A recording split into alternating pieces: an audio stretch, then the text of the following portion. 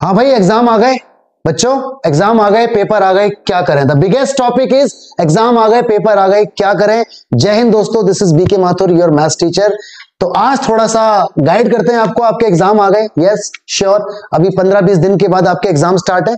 पहला paper 12th class का 24 तारीख को इंग्लिश का है, और 10th क्लास का पहला पेपर 27 तारीख को इंग्लिश का है, ठीक है। तो सबसे बिगेस्ट टॉपिक, सबसे हॉट टॉपिक, घर में भी सुनने को मिलता होगा, पेरेंट्स भी आपको बोलते होंगे भाई एग्जाम आ गए, अब तो पढ़ ले, पेपर आ गए, अब तो पढ़ ले, अब दोस्तों के साथ घूमने मत जा। तो बेटा बड़ा से बड़ा टॉपिक आज का यही है, पेपर आ गए, क्या करें। क्या करें भाई, एक ही लॉजिक है, सिर्फ और सिर्फ क्या करें, पढ़ाई करें। अब सर सबसे बड़ी दिक्कत तो यही है, पढ़ाई करें तो कैसे करें, है ना। क्योंकि अब तक तो हमने पढ़ा नहीं भाई, पूरा साल निकल गया, अब तक हमने पढ़ा नहीं। अब एग्जाम हमारे थ्रेशोल्ड पर है, हमारी चौखट पर आकर बैठ गए हैं, तो कैसे पढ़ें, क्या पढ़ें, है ना। सबसे बड़ा देखो, जब जागो तभी सवेरा, जब जागो तभी सवेरा। अभी भी बेटा मंजिल दूर नहीं है, आप कर सकते हो बहुत अच्छे तरीके से, अभी भी आपके नंबर बहुत बढ़िया आ सकते हैं। बस अपना मन बना लो, अपना मन बना लो, फालतू चीजें छोड़ दो, सोशल मीडिया से दूर उठ जाओ और अपना मन बना लो। घर में ज्यादा टाइम लगाओ, दोस्तों के साथ दोस्ती थोड़ी सी कम कर दो, ठीक है। ये नहीं कह रहा कि दोस्तों को छोड़ दो, ठीक है, लेकिन दोस्ती कम कर दो। घर में टाइम लगाओ ज्यादा, घर में जितना टाइम रहोगे उतना ज्यादा आपका मन लगेगा, क्योंकि पेपर आ गए, क्या करें, पेपर आ गए, क्या करें, ठीक है। तो जरा देखते हैं थोड़ी सी कुछ बातें भाई। सबसे पहले जस्ट डू इट, यानी ये चार बातें इस वीडियो से सीख जाओ। ये चार बातें आज का टेक अवे है आपका इस वीडियो से। ये चार बातें आप लेके यहां से जाना, और ट्रस्ट मी, अभी भी देर नहीं है, अभी भी समय ज्यादा नहीं बीता, अभी भी आप फोड़ सकते हो बहुत अच्छे तरीके से। सबसे पहला क्या है, मेक योर माइंड। भाई एग्जाम की तैयारी अपने दिमाग में सेट करो कि एग्जाम आ गए, मुझे पढ़ना है। अपने दिमाग में बिठा लो कि यस एग्जाम आ गए, मुझे पढ़ना है। सिंपल सी बात है। तो मेक योर माइंड, जब तक आपका माइंड अभी से करना है। ऐसा नहीं कि नहीं एग्जाम आ गए, मैं तो कल से पढ़ूंगा, मंडे से पढ़ूंगा, आज चाचा की शादी है उसके बाद पढ़ूंगा, ऐसा नहीं करना है। बिल्कुल अभी से, आज से डेली अपना एक रूटीन कि मुझे daily 2 subject, daily 3 subject alternate basis पे, या जैसे भी आपके पास टाइम है उस हिसाब से इसे तैयार करना है अपने दिमाग में। मेंटली दिमाग में अगर आप ठान लोगे तो सच कह रहा हूं, कुछ पीछे नहीं छूटेगा, सब कुछ हो जाएगा। तो सबसे पहले मेक योर माइंड, अपने दिमाग को बिठा लो कि भाई एग्जाम आ गए और मैं फोड़ दूंगा, yes I can do it, alright. दूसरा, कलेक्ट योर नोट्स। आप अगर पीसीएम के हैं या पीसीएमबी के हैं या कॉमर्स के हैं, अपने सारे सब्जेक्टों को अलग अलग रख दो। मैथ्स का मटेरियल एक जगह रख दो, ठीक है, फिजिक्स का मटेरियल एक जगह, केमिस्ट्री का मटेरियल एक जगह, मतलब एकदम अलग अलग होना चाहिए कि भाई मैथ्स का मैं यहां पढ़ूंगा, ठीक है, फिजिक्स का एक जगह, केमिस्ट्री का एक जगह। अपना सारा मटेरियल, जो भी आपके नोट्स हैं, जो भी आपके टीचर से नोट्स बनवाए हैं, एक्स्ट्रा बुक, सैंपल पेपर, सबको अलग अलग रखो एकदम, ठीक है। Collect your notes, study from basic, yes study from basic. कोई भी चैप्टर अगर आप उठा रहे हो, तो उसका बेसिक आना चाहिए, क्योंकि छोटे नंबर के जो क्वेश्चन, जो 1 नंबर के क्वेश्चन है भाई, वो बेसिक से ही सॉल्व हो जाते हैं। और 20 क्वेश्चन आपके 1 नंबर के आएंगे, 20 क्वेश्चन, 18 + 2, 18 1 नंबर के, और 2 क्वेश्चन असर्शन रीजनिंग के। तो बेसिक अगर आप किसी भी चैप्टर का पढ़ते हो तो 20 नंबर तो आपके यहां से आ गए, पूरे आ गए यहां से, ठीक है। तो स्टडी फ्रॉम बेसिक, और आपको इंटरेस्ट भी आएगा। पहले पढ़ो आसान चीजें, फिर थोड़ा सा लेवल और बढ़ाओ, फिर थोड़ा सा लेवल और बढ़ाओ, आसान, स्टेप बाय स्टेप। और एक टारगेट होना चाहिए पूरा माइंड के अंदर कि हाँ मुझे इतने दिन के अंदर ये चैप्टर निपटाना है, ठीक है, इतने घंटों के अंदर, दिन के अंदर नहीं, घंटों के अंदर। दिन तो अब है ही नहीं, ठीक है, लेकिन अभी भी देर नहीं है दोस्त। दूसरा है ऑलवेज राइट एंड लर्न। बिल्कुल सही बात, आजकल की जनरेशन यूट्यूब पर मस्त है, यूट्यूब पर वन शॉट देखती है और लिखती कुछ नहीं है, कुछ नहीं होने वाला। आप वीडियो देखते रहो भाई साहब, एग्जाम में आपके दिमाग में चीजें आएंगी, दिमाग से हाथ पर आएंगी, हाथ से शीट पर जाएंगी नहीं। ट्रस्ट मी, लिखवा लो भाई। वीडियो देखते रहोगे और लिखोगे नहीं तो कैसे याद होगा, लिखने से चीजें याद होती हैं भाई। सिंपल सी बात है, एक वीडियो प्ले हो रही है, ठीक है, आप किसी भी मास्टर की वीडियो देख रहे हो, एक वीडियो आपकी प्ले हो रही है, मास्टर ने कुछ लिखा, पूरा बोर्ड भर दिया, पूरा बोर्ड वो जैसे ही मतलब भर देता है, उसके बाद वो नेक्स्ट स्लाइड पे जाता है। वीडियो को रोक दो, वीडियो को तुरंत रोक दो, और जो भी उसने उसमें लिखा है, टेक द स्क्रीनशॉट, नेट अपना बंद करो और आराम से उस चीज को पहले लिखो, क्योंकि अगर नेट ही चलता रहेगा तो फिर आपका नेट भी खर्च होगा, बिजली का बिल भी खर्च होगा, बैटरी की पावर भी खर्च होगी। ठीक है, जब तक वो स्लाइड आपके नोट्स के रूप में ना आ जाए अपने तरीके से, तब तक आगे मत बढ़ो।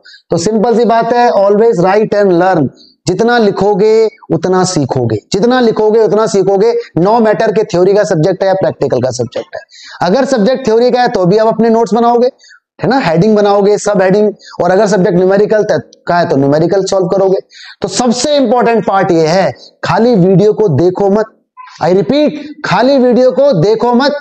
वीडियो में जो भी है उसे लिखो, जो मास्टर ने पूरी स्लाइड पे लिखा है उसे आप भी लिखो। ठीक है, लिखने से आंखें बंद करो 1 मिनट के लिए, उसे रिकॉल करो बार बार। अच्छा मास्टर ने ये लिखा है, उसके अंदर जितनी गहराई ढूंढ सकते हो ढूंढो। ओके, डिपेंड करता है सब्जेक्ट टू सब्जेक्ट, किस सब्जेक्ट में क्या कंटेक्स्ट है। ऑलराइट, तो 4 बातें, जस्ट डू इट, सिर्फ 4 बातें। Number 1, make your mind. ठीक है, मेक योर माइंड। अगर आपका दिमाग रेडी है एग्जाम से लड़ने के लिए, अगर आपका मस्तिष्क तैयार है पेपर से लड़ने के लिए, तो आप फोड़ दोगे, फोड़ दोगे आप, पक्की बात है। नो मैटर आप बहुत इंटेलिजेंट हैं, एवरेज हैं, बिलो एवरेज हैं, भाई इतिहास लिखने वाले कोई भी हो सकते हैं। यानी आप भी अपना इतिहास लिख सकते हो अपने दिमाग से। तो अपने दिमाग के अंदर पहले सेट करो, यस मेरा एग्जाम आ रहा है और मैं एग्जाम की तैयारी करूंगा या करूंगी। मेंटली प्रिपेयर हो जाओ, अपने नोट्स आप कलेक्ट कर लो, बेसिक से पढ़ो, लिख लिख कर पढ़ो, खाली देखो मत, खाली वीडियो देखो मत, लिख लिख कर पढ़ो। ठीक है, एक बार आप वीडियो को देखोगे, नोट्स बन जाएंगे, उसके बाद एग्जाम टाइम में वो नोट्स काम आएंगे। क्योंकि एग्जाम टाइम में आप वीडियो थोड़ी देखोगे, कितना वीडियो देख लोगे, बहुत ज्यादा लंबी वीडियो हो जाएंगी। ठीक है, 4 बातें, जस्ट डू इट। आगे देखते हैं बड़ी।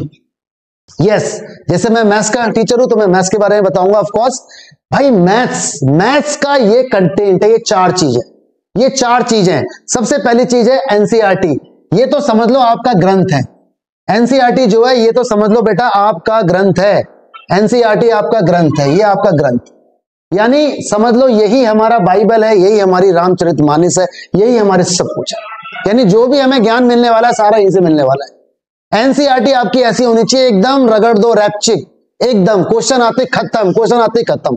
जिस बच्चे को एनसीईआरटी टेस्ट पे याद है, भाई साहब 80 नंबर का पेपर अगर थ्योरी का हो रहा है, समझ लो 75 नंबर तो उसके वैसे ही आ रहे हैं, वैसे ही आ रहे, चाहे क्वेश्चन इसमें से आए चाहे ना आए, क्योंकि कॉन्सेप्ट क्लियर हो जाता है। गवर्नमेंट का पेपर हमेशा पैटर्न वाइज बनता है। प्री बोर्ड के पेपर बेशक आपके कितने भी टफ रहे हो, नो मैटर के प्री बोर्ड में आप फेल हो गए हो, बोर्ड में आप फोड़ दोगे, क्योंकि प्री बोर्ड के पेपर टीचर के हाथ में होते हैं, वो अपने हिसाब से क्वेश्चन डालते हैं। लेकिन ये पूरा सिस्टमेटिक तरीके से पेपर बनाया जाता है सीबीएसई का, पूरे नॉर्म्स के हिसाब से, पूरे रूल्स के हिसाब से।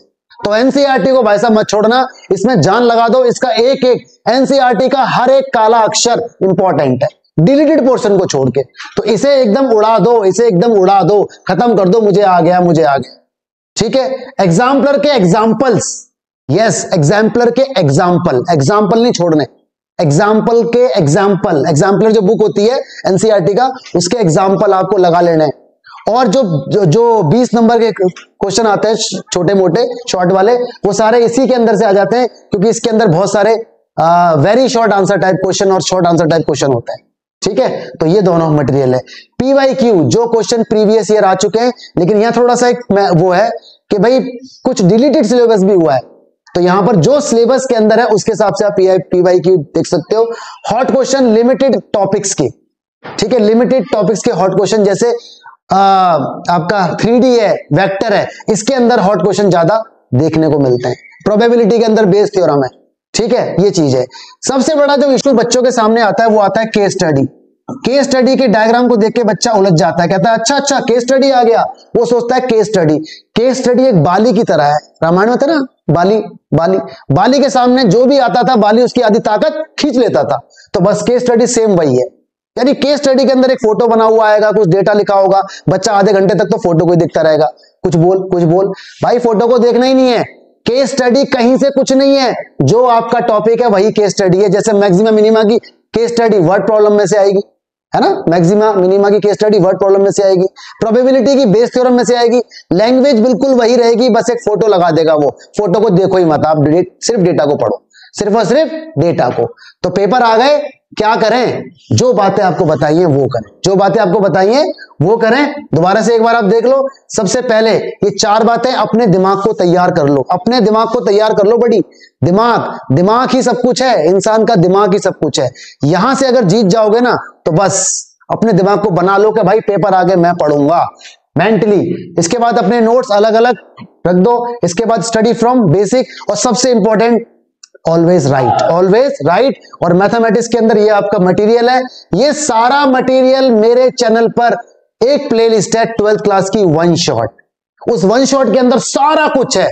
अगर आप वन शॉट को एक एक क्वेश्चन आराम से देख लेते हो तो ये सब कुछ उसके अंदर कवर हो जाएगा। ऑलराइट, देखते हैं। तो आगे देखते हैं बेटा सक्सेस। यस, सक्सेस, सफलता कहां है भाई? तुम तो विद्यार्थी हो, यू ऑल आर स्टूडेंट। आपके लिए सफलता देखो यहां पे मिलेगी, आपके लिए सक्सेस यहां मिलेगी। सबसे पहले क्या है? Time management. टाइम मैनेजमेंट अभी भी है और टाइम मैनेजमेंट एग्जाम में भी होगा। अभी आपके एग्जाम्स आने वाले हैं 24 फेब से, ठीक है, 12th क्लास के, और 10th क्लास के 27 फेब से। तो अभी भी टाइम मैनेजमेंट है कि आप अपने पूरे 18 घंटे या 16 घंटे या 15 घंटे, जितने घंटे भी आप पढ़ते हो, उसको पूरा टाइम में डिवाइड कर दो कि इतने घंटे में मैथ्स को दूंगा, इतने घंटे में फिजिक्स को दूंगा, इतने घंटे में केमिस्ट्री को दूंगा। टाइम मैनेजमेंट, ठीक है, एक तो ये है। दूसरा, एग्जाम में, जब आप एग्जाम में बैठोगे तो वहां पर भी टाइम मैनेजमेंट है। 3 घंटे का पेपर आपको मेंटली 2.5 घंटे के अंदर पूरा करना ही करना है, ताकि गलतियों का भी पता चल जाए, क्योंकि ये लास्ट है, ये वर्ल्ड वॉर है, समझ लो, ये लास्ट है। तो टाइम मैनेजमेंट आपको अपने हिसाब से देखना है बड़ी, अपने हिसाब से, ठीक है। दूसरा क्या है? Sample question paper. भाई अगर आपका न्यूमेरिकल सब्जेक्ट है तो कम से कम 10 सैंपल पेपर तो करने ही पड़ेंगे। थ्योरेटिकल में सिर्फ 5 पेपर से बात बन जाती है, क्योंकि क्वेश्चन बार बार रिपीट होते रहते हैं, बस उनको कॉइन करने का, उनको फ्रेम करने का तरीका बदल जाता है। लेकिन न्यूमेरिकल में तो जितने क्वेश्चन कर लोगे उतना बेनिफिट होगा। तो कम से कम 10 क्वेश्चन पेपर आप लगाओगे मैथमेटिक्स के, ठीक है, और हर सैंपल पेपर से अलग अलग, 2 कर लिए किसी के, 2 कर लिए किसी से, क्योंकि आपके दोस्तों ने अलग अलग सैंपल पेपर लिए होंगे। फोटो खींच लो यार, व्हाट्सएप का जमाना है, ठीक है। Don't leave it till you get it. जब तक फोड़ेंगे नहीं तब तक छोड़ेंगे नहीं, जब तक फोड़ेंगे नहीं तब तक छोड़ेंगे नहीं। कोई भी टॉपिक आप लेके बैठ रहे हो, जब तक उसे सीख ना जाओ तब तक उसे छोड़ो मत। एग्जांपल, अगर आप डेरिवेटिव के अंदर इंप्लिसिट फंक्शन को लेके बैठे हो तो कम से कम 10 सवाल उसके लगा दो, 10 सवाल उसके लगा दो। 10 सवाल के बाद जैसे 11वां सवाल आएगा आप अपने आप फोड़ दोगे उसे, ठीक है। तो ये सबसे इंपॉर्टेंट वो है point. Believe your self. Yes, तुम ही भगवान हो, तुम जो चाहो वो हो जाएगा, बस दिमाग का सारा खेल है। मेंटली स्ट्रांग रहो, मेंटली। ऑलराइट, तो ये 4 पॉइंट हैं। तो बच्चों ये छोटी सी पेशकश हमने आपके लिए बनाई थी आपके एग्जाम के लिए, तो आई होप आपको कुछ तो हेल्प मिलेगी। बाकी आप अगर चाहते हैं किसी चैप्टर पे, किसी टॉपिक पे कोई वीडियो बनाई जाए, या आपके कुछ क्वेश्चंस हो, तो प्लीज कमेंट सेक्शन में बताना, I will help. Thank you so much. जय हिंद, जय भारत। Thank you buddy.